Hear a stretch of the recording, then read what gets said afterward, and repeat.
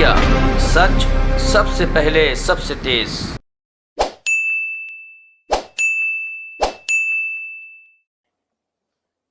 कि दिवाली अपने परिवार के लोगों के बीच में मनाएं। मेरा भी मन करता है कि मैं दिवाली मेरे परिवारजनों के बीच में मनाऊं, और इसीलिए हर दिवाली मैं मेरे परिवारजनों के बीच मनाने के लिए आता हूं, क्योंकि आप मेरे परिवारजन हैं, मैं आपका परिवार का साथी हूं। तो मैं यहां प्रधानमंत्री के रूप में नहीं आया हूं, मैं आपके परिवार के एक सदस्य के रूप में आया हूं। आप सभी के बीच आना, जो भाव अपने परिवार के बीच जाकर के होता है, वही भाव मेरे मन में होता है।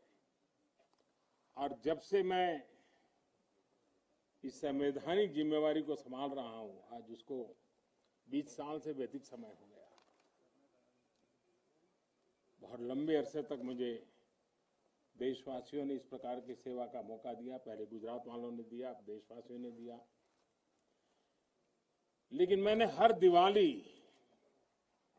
सीमा पर तैनात आप मेरे परिवारजनों के बीच बिताई है। आज मैं फिर आपके बीच आया हूं, आपसे एक नई ऊर्जा लेकर के जाऊंगा, नया उमंग लेकर के जाऊंगा, नया विश्वास लेकर के जाऊंगा। लेकिन मैं अकेला नहीं आया हूं, मैं मेरे साथ 130 करोड़ देशवासियों के आशीर्वाद आपको लेकर के आया हूं।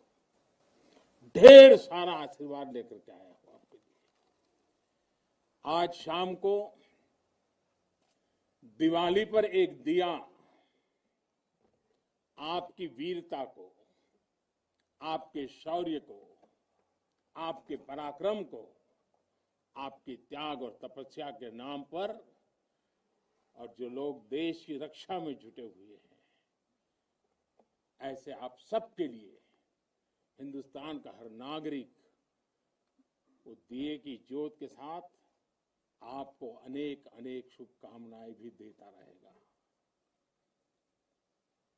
और आज तो मुझे पक्का विश्वास है कि आप घर पर बात करेंगे,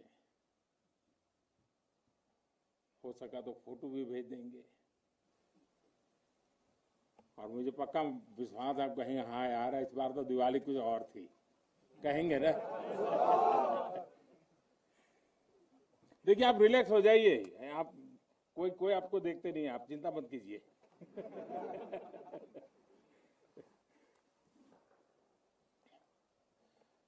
अच्छा, आप ये भी बताएंगे ना कि मिठाई भी बहुत खाई थी? नहीं बताएंगे तो बोलो ना। साथियों, आज मेरे सामने देश के जो वीर हैं, देश की जो वीर बेटियां हैं, वो भारत मां की ऐसी सेवा कर रहे हैं जिसका सौभाग्य हर किसी को नहीं मिलता है। किसी किसी को ही मिलता है जो सौभाग्य आपको मिला है। मैं देख रहा हूं, मैं महसूस कर रहा हूं, आपके चेहरे के उन मजबूत भावों को मैं देख रहा हूं। आप संकल्पों से भरे हुए हैं, और यही आपके संकल्प, यही आपके पराक्रम की पराकाष्ठा करने की भावनाएं, चाहे हिमालय हो, रेगिस्तान हो, बर्फीली चोटियां हो, गहरे पानी हो, कहीं पर भी आप लोग मां भारती का एक जीता जागता सुरक्षा कवच है। आपके सीने में वो जज्बा है जो 130 करोड़ देशवासियों को भरोसा होता है, वो चैन की नींद सो सकते हैं।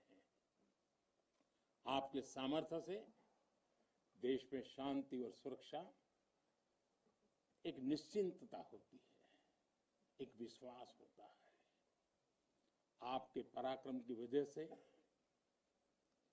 हमारे पर्वों में प्रकाश फैलता है, खुशियां भर जाती हैं, हमारे पर्वों में चार चांद लग जाते हैं। अभी दीपावली के बाद गोवर्धन पूजा, फिर भैया दूज और छठ पर्व भी बिल्कुल गिनती के दिनों में सामने आ रहा है। आपके साथ ही मैं सभी देशवासियों को नौशेरा की इस वीर वसुंधरा से इन सभी पर्वों के लिए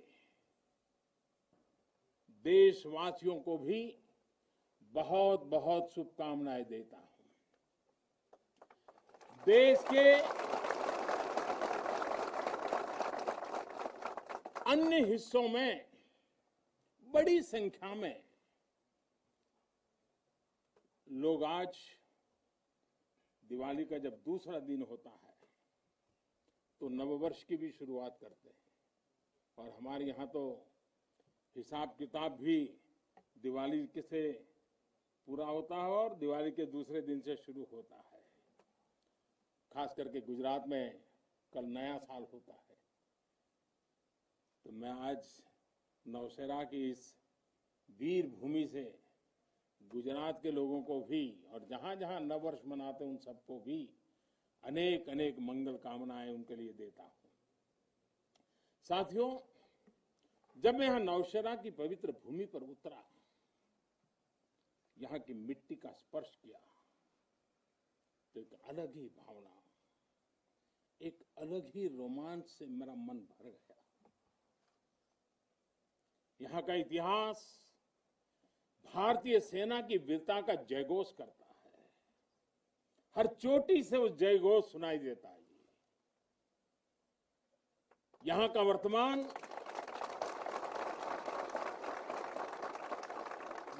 वर्तमान आप जैसे वीर जवानों की वीरता का जीता जागता उदाहरण है। वीरता का जिंदा सबूत मेरे सामने मौजूद है। नौशेरा ने हर युद्ध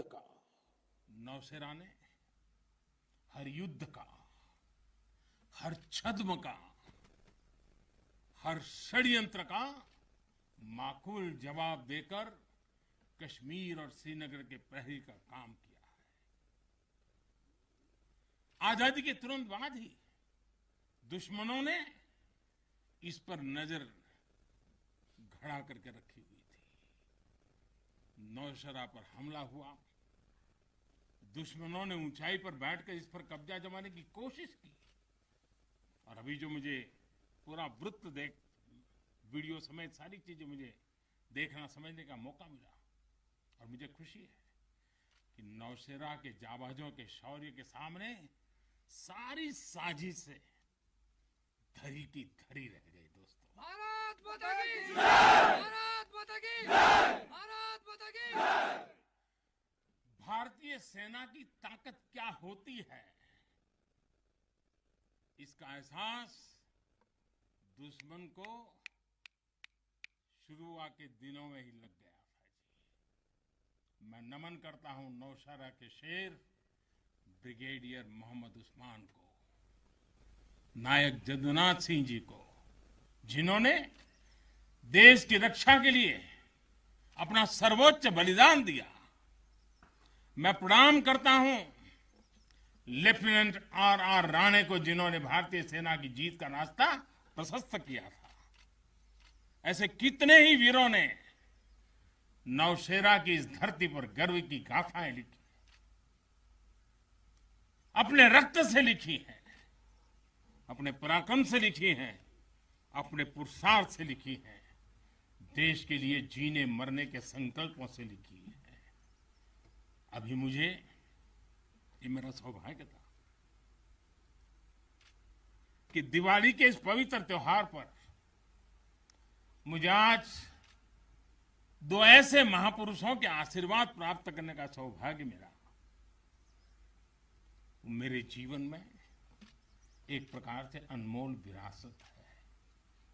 मुझे आशीर्वाद मिले श्री बलदेव सिंह और श्री बसंत सिंह जी, ये दोनों महापुरुष बाल्यकाल में मां भारती की रक्षा के लिए फौज के साथ कंधे से कंधा मिलाकर के साधनों के अभाव के बीच भी, और जब मैं आज सुन रहा था उनको, वही जज्बा था जी, वही मिजाज था, और वर्णन ऐसे कर रहे थे जैसे आज ही अभी से लड़ाई का मैदान से आए हैं, ऐसा वर्णन कर रहे थे। आजादी के बाद हुए युद्ध में ऐसे अनेकों स्थानीय किशोरों ने ब्रिगेडियर मोहम्मद उस्मान के मार्गदर्शन से बाल सैनिक की भूमिका निभाई थी।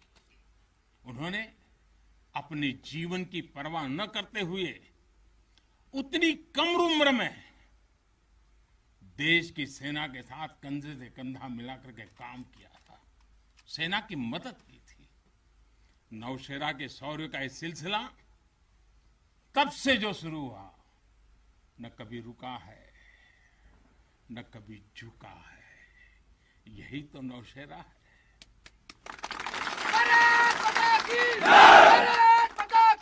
बात को मुंह तोड़ जवाब मिलता है। असत्य और अन्याय के खिलाफ इस धरती में एक स्वाभाविक प्रेरणा है, माना जाता है, और मैं मानता हूं ये अपने आप में बड़ी प्रेरणा है। ऐसा माना जाता है कि पांडवों ने भी अज्ञातवास के दौरान अपना कुछ समय इसी क्षेत्र में व्यतीत किया था। आज आप सबके बीच आकर मैं अपने आप को यहां की ऊर्जा से जुड़ा हुआ महसूस कर रहा हूं। साथियों, इस समय देश अपनी आजादी के 75 वर्ष का पर्व मना रहा है।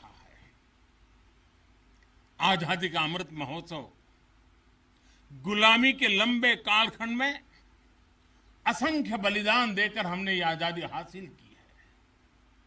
इस आजादी की रक्षा करने का दायित्व हम सभी हिंदुस्तानियों के सर पे है, हम सबकी जिम्मेवारी है। आजादी के अमृत काल में हमारे सामने नए लक्ष्य हैं, नए संकल्प हैं, नई चुनौतियां भी हैं। ऐसे महत्वपूर्ण कालखंड में आज का भारत अपनी शक्तियों को लेकर भी सजग है और अपने संसाधनों को लेकर भी। दुर्भाग्य से पहले हमारे देश में सेना से जुड़े संसाधनों के लिए ये मान लिया गया था कि हमें जो कुछ भी मिलेगा विदेशों से ही मिलेगा।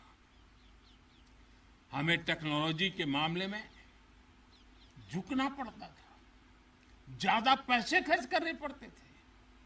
नए हथियार, नए उपकरण खरीदने होते थे तो प्रक्रिया सालों साल चलती रहती थी। यानी एक अफसर फाइल शुरू करें, वो रिटायर हो जाए, तब तक भी चीज नहीं पहुंचती थी। ऐसा ही कालखंड था।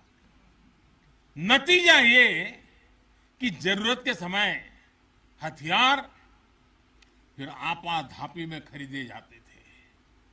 यहां तक कि स्पेयर पार्ट्स के लिए भी हम दूसरे देशों पर निर्भर रहते थे। साथियों, डिफेंस सेक्टर में आत्मनिर्भरता का संकल्प उन पुरानी स्थितियों को बदलने का एक सशक्त मार्ग है।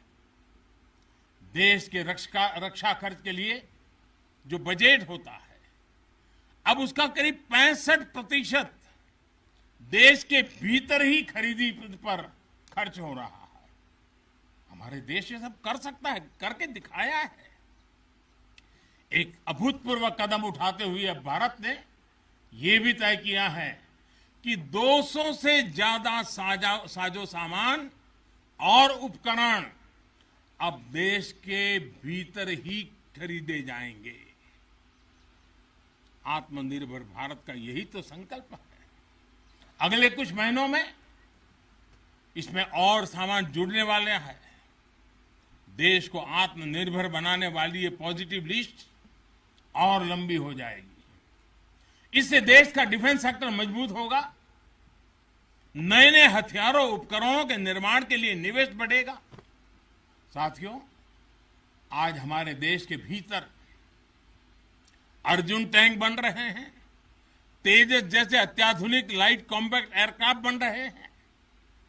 अभी विजयादशमी के दिन 7 नई डिफेंस कंपनियों को भी राष्ट्र को समर्पित किया गया है। हमारी जो ऑर्डिनेंस फैक्ट्रीज थी वो अब स्पेशलाइज्ड सेक्टर में आधुनिक रक्षा उपकरण बनाएगी।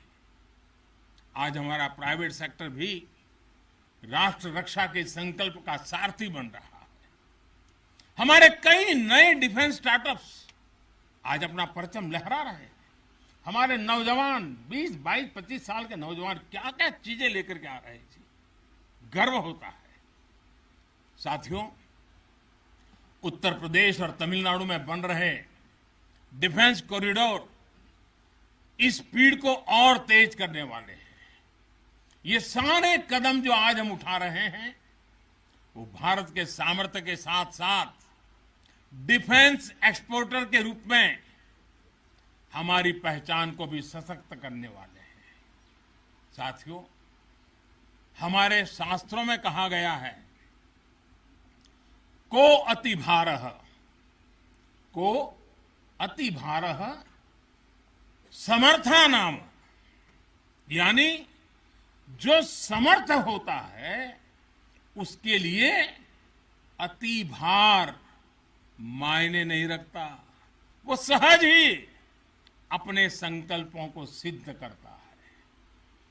इसलिए आज हमें बदलती दुनिया, युद्ध के बदलते स्वरूप के अनुसार ही अपनी सैन्य शक्ति को भी बढ़ाना है, उसको नए ताकत के साथ ढालना भी है। हमें अपनी तैयारियों को दुनिया में हो रहे इस तेज परिवर्तन के अनुकूल ही ढालना ही होगा। हमें मालूम है किसी समय हाथी घोड़े पर लड़ाइयां होती थी। अब कोई सोच नहीं सकता हाथी घोड़े की लड़ाई, रूप बदल गया। पहले शायद युद्ध के रूप बदलने में दशकों लग जाते होंगे, शताब्दियां लग जाती होगी। आज तो सुबह एक तरीका होगा तो शाम को दूसरा तरीका होगा लड़ाई का। इतनी तेजी से टेक्नोलॉजी अपनी जगह बना रही है। आज की युद्ध कला सिर्फ ऑपरेशंस के तौर तरीकों तक ही सीमित नहीं है। आज अलग अलग पहलुओं में बेहतर तालमेल, टेक्नोलॉजी और हाइब्रिड टैक्टिक्स का उपयोग बहुत बड़ा फर्क डाल सकता है। संगठित नेतृत्व एक्शन में बेहतर समन्वय आज बहुत जरूरी है। इसलिए बीते समय से हर स्तर पर लगातार रिफॉर्म्स किए जा रहे हैं। चीफ ऑफ डिफेंस स्टाफ की नियुक्ति हो या डिपार्टमेंट ऑफ मिलिट्री अफेयर्स का गठन, ये हमारी सैन्य शक्ति को बदलते समय के साथ कदम ताल करने में अहम रोल निभा रहे हैं। साथियों, आधुनिक बॉर्डर इंफ्रास्ट्रक्चर भी हमारी सैन्य ताकत को और मजबूत करने वाला है। सीमावर्ती इलाकों की कनेक्टिविटी को लेकर पहले कैसे काम होता था, ये आज देश के लोग, आप सभी भली भांति जानते हैं। अब आज लद्दाख से लेकर के अरुणाचल प्रदेश तक, जैसलमेर से लेकर के अंडमान निकोबार द्वीप तक, हमारे बॉर्डर एरियाज में, हमारे समुद्री तट पर जहां सामान्य कनेक्टिविटी भी नहीं होती थी, वहां आधुनिक रोड, बड़े बड़े टनल्स, पूल और ऑप्टिकल फाइबर जैसे नेटवर्क बिछाए जा रहे हैं। इससे हमारी डिप्लॉयमेंट कैपेबिलिटी में तो भूतपूर्व सुधार हुआ ही है। सैनिकों को भी अब बहुत अधिक सुविधा हो रही है। साथियों, नारी शक्ति को नए और समर्थ भारत की शक्ति बनाने का गंभीर प्रयास बीते 7 सालों में हर सेक्टर में किया जा रहा है। देश की रक्षा के क्षेत्र में भी भारत की बेटियों की भागीदारी अब नई बुलंदी की तरफ बढ़ रही है। नेवी और एयरफोर्स में अग्रिम मोर्चों पर तैनाती के बाद अब आर्मी में भी महिलाओं की भूमिका का विस्तार हो रहा है।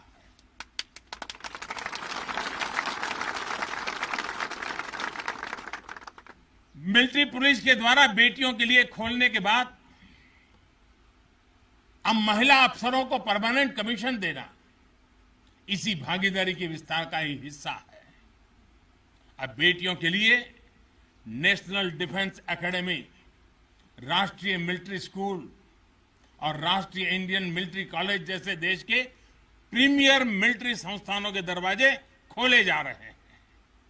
इसी वर्ष 15 अगस्त को मैंने लाल किले से यह भी घोषणा की थी कि अब देश भर के सभी सैनिक स्कूलों में बेटियों को भी पढ़ाई का अवसर मिलेगा।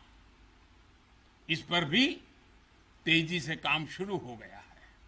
साथियों, मुझे आप जैसे देश के रक्षकों की वर्दी में केवल अथाह सामर्थ्य के ही दर्शन नहीं होते।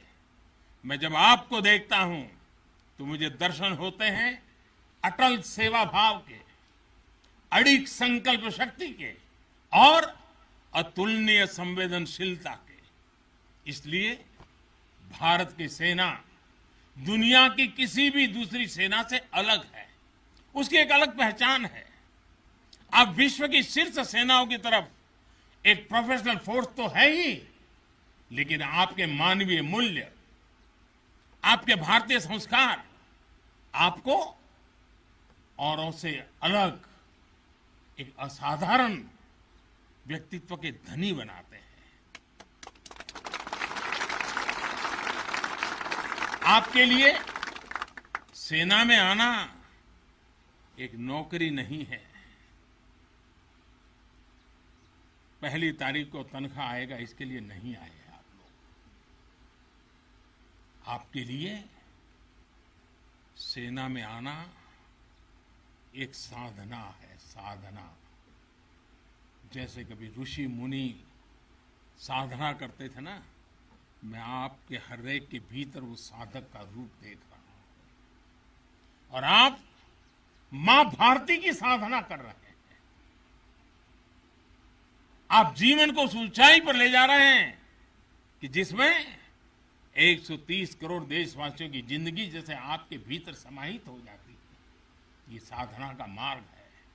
और हम तो भगवान राम में अपने सर्वोच्च आदर्श खोजने वाले लोग हैं। लंका विजय करने के बाद भगवान राम जब अयोध्या लौटे थे तो यही उद्घोष करके लौटे थे, अपि स्वर्णमयी लंका न मे लक्ष्मण रोचते, जननी जन्मभूमिश्च स्वर्गादपि गरीयसी। यानी सोने और समृद्धि से भरपूर लंका को हमने जीता जरूर है, लेकिन हमारी ये लड़ाई हमारे सिद्धांत और मानवता की रक्षा के लिए थी।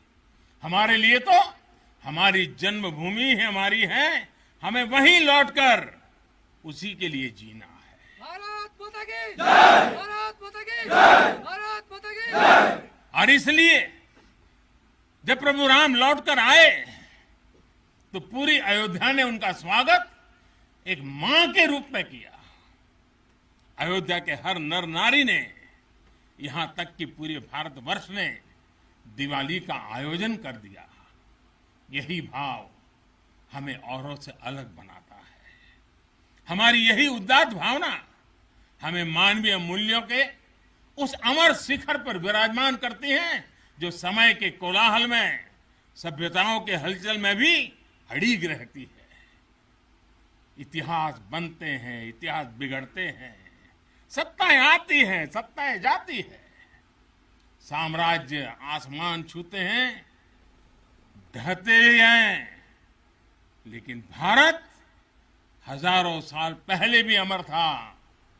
भारत आज भी अमर है और हजारों साल बाद भी अमर रहेगा। भारत माता की जय! भारत माता की जय! हम राष्ट्र को शासन, सत्ता और साम्राज्य के रूप में नहीं देखते। हमारे लिए तो ये साक्षात जीवंत आत्मा है। इसकी रक्षा हमारे लिए केवल भौगोलिक रेखाओं की रक्षा भर नहीं है। हमारे लिए राष्ट्र रक्षा का अर्थ है इस राष्ट्रीय जीवंतता की रक्षा, राष्ट्रीय एकता की रक्षा और राष्ट्रीय अखंडता की रक्षा। इसलिए हमारी सेनाओं में आकाश छूता शौर्य है तो उनके दिलों में मानवता और करुणा का सागर भी है। इसलिए हमारी सेनाएं केवल सीमाओं पर ही पराक्रम नहीं दिखाती। जब देश को जरूरत पड़ती है तो आप सब आपदा, विपदा, बीमारी, महामारी से देशवासियों की हिफाजत के लिए मैदान में उतर आते हैं। जहां कोई नहीं पहुंचे वहां भारत की सेनाएं पहुंचे। ये आज देश का एक अटूट विश्वास बन गया है। हर हिंदुस्तानी के मन में से ये भाव अपने आप प्रकट होता है। ये आ गए ना, अरे चिंता नहीं, अब हो गया। ये छोटी चीज नहीं। आप देश की अखंडता और सार्वभौमिकता के प्रहरी हैं। एक भारत श्रेष्ठ भारत के संकल्प के प्रहरी है।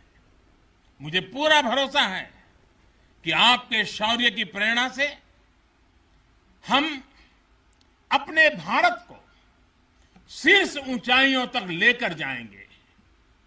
साथियों,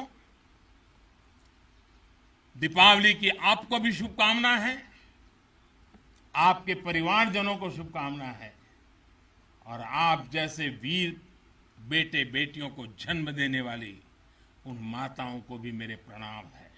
भारत माता की जय! भारत माता की जय! भारत माता की जय!